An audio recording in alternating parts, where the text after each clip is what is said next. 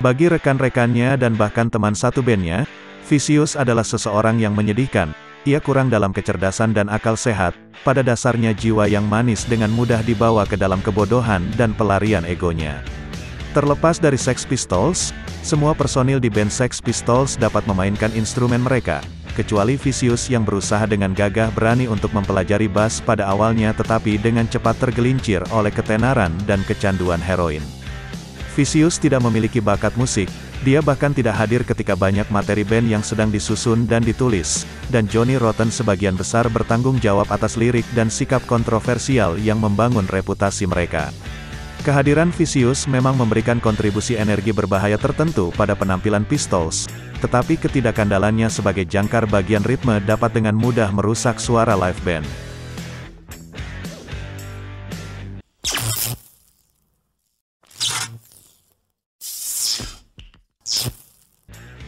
Vicious lahir di London pada tanggal 10 Mei tahun 1957. Berbagai akun mencantumkan nama aslinya sebagai John Beverly Simon Ritchie, atau John Simon.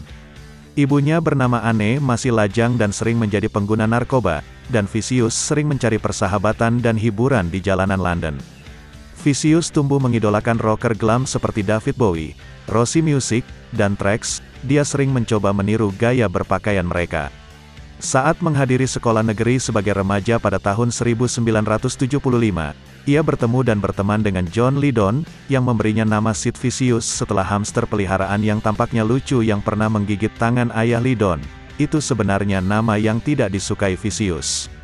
Lydon, Vicious dan beberapa teman lainnya mulai nongkrong di gedung-gedung kosong, dan keduanya sesekali mengamen di stasiun kereta bawah tanah. Ketika Lydon bergabung dengan Sex Pistols sebagai Johnny Rotten, Vicious menjadi salah satu pengikut band yang paling terlihat, dan menciptakan tarian tap pogo yang muncul dan melompat-lompat untuk melihat band. Pada saat The Dam melakukan pertunjukan di klub, Vicious ditangkap karena melempar gelas bir ke panggung, dan gelas itu malah menabrak pilar lalu pecah dan mengenai penonton wanita yang diduga membutakan satu matanya. Dalam insiden terkenal lainnya pada Juni tahun 1976, Vicious memukul jurnalis musik bernama Nick Kent dengan rantai sepeda. Lalu pada Februari tahun 1977 Glenn Matlock meninggalkan band, dan Rotten menyarankan Vicious sebagai penggantinya. Sementara Vicious belum bisa bermain bass, tetapi Rotten percaya pada kemampuannya untuk belajar, dan dia sudah memiliki citra berbahaya yang dimainkan dengan baik di media. Awal tahun 1977 tak lama setelah Vicious resmi bergabung dengan Pistols, Johnny Thunder and the Heartbreakers tiba di Inggris untuk tur dengan The Clash dan The Damned. Fans mereka adalah grupi frustrasi dan pecandu heroin bernama Nancy Spungen, yang pernah memiliki hubungan singkat dengan drummer Jerry Nolan. Thunder melakukan yang terbaik untuk memperkenalkan obat pilihannya di adegan London, dalam satu contoh melambaikan jarum suntik berisi heroin di wajah Vicious dan berteriak di hadapan Vicious. Tetapi tidak sampai beberapa saat kemudian, ketika Johnny Rotten yang berusaha menghentikan kemajuan Spungen yang tidak diinginkan dengan memperkenalkannya kepada Vicious, kebiasaan heroin dimulai dengan sungguh-sungguh. Pasangan itu segera saling berpelukan, saat Spungen memenuhi ambisinya untuk mengantongi Sex Pistol. Sementara Vicious mengidentifikasi statusnya yang terbuang dan menahan rengekan, kebodohan, dan ketidakstabilannya hanya karena tidak ada yang ingin dia bersamanya. Sebagai anggota Sex Pistols, Vicious menjadi bintang instan. Inflasi ego yang dihasilkan dan peluang untuk pemanjaan ditambah dengan nafsu dan rakus Spungen akan obat-obatan yang menimbulkan masalah. Vicious memainkan pertunjukan live pertamanya dengan Sex Pistols pada tanggal 4 April tahun 1977.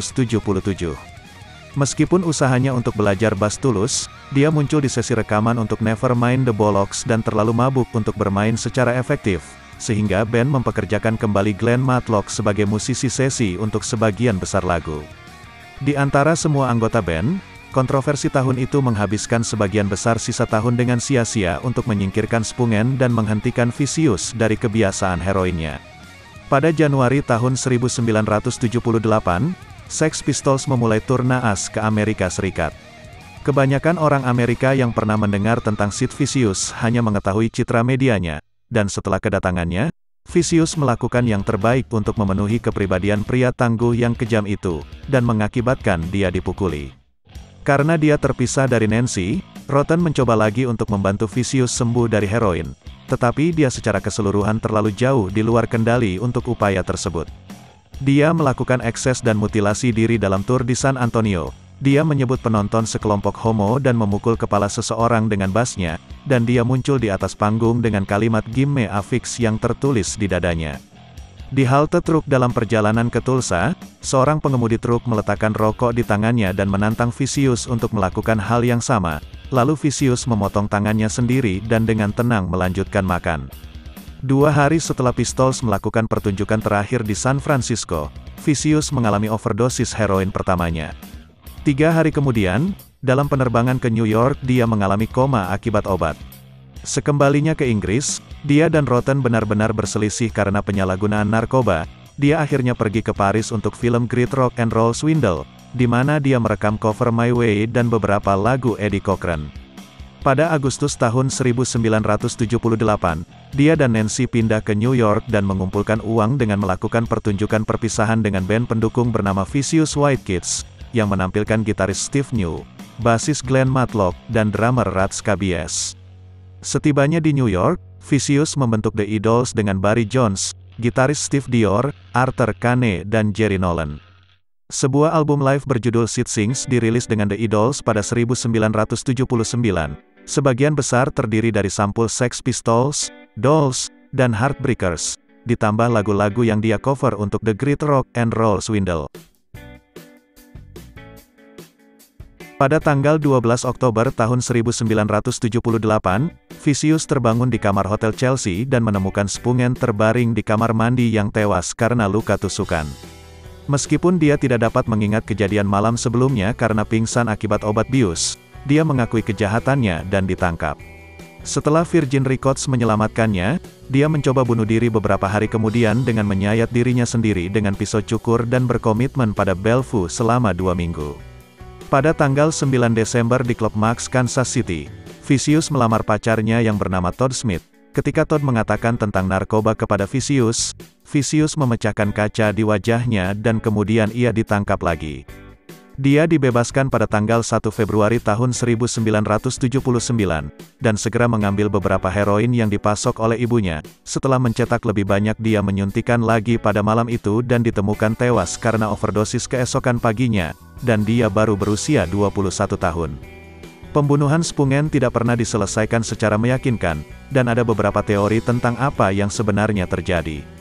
Pengakuan Vicious sendiri bercerita tentang pertikaian atas kegagalan pengadaan heroin, yang meningkat menjadi kekerasan dan akhirnya penusukan. Spungen tampaknya gagal membalut luka dengan benar dan meninggal beberapa jam kemudian. Namun kondisi Vicious sendiri membuatnya tidak yakin dengan kejadian malam itu, dan orang-orang yang dekat dengannya meragukan bahwa dia bisa membawa dirinya untuk membunuh kekasihnya. Sebuah tim detektif swasta yang disewa oleh manajer Malcolm McLaren menemukan bukti yang menunjukkan bahwa orang lain telah membunuh Spungen. Beberapa teman telah berada di apartemen malam itu. Salah satunya tidak diketahui oleh kelompok itu, dan semacam transaksi narkoba telah terjadi sementara cek tunai besar dari Virgin tergeletak di tempat terbuka. Sayangnya pada saat itu kecanduan Vicious telah mengisolasinya dari sebagian besar orang yang mungkin telah membantunya mengatasi masalahnya, dan setidaknya beberapa temannya memandang kematiannya jauh dari yang tidak terduga. Meskipun sedikit catatan warisan dan kontribusi minimal untuk Sex Pistols di luar citra media mereka, kematian Vicious hanya berfungsi untuk meromantisasi kehidupannya yang kacau. Bagi sebagian orang ia mewakili semangat tertinggi anarki dan nihilisme punk rock demi kepentingannya sendiri.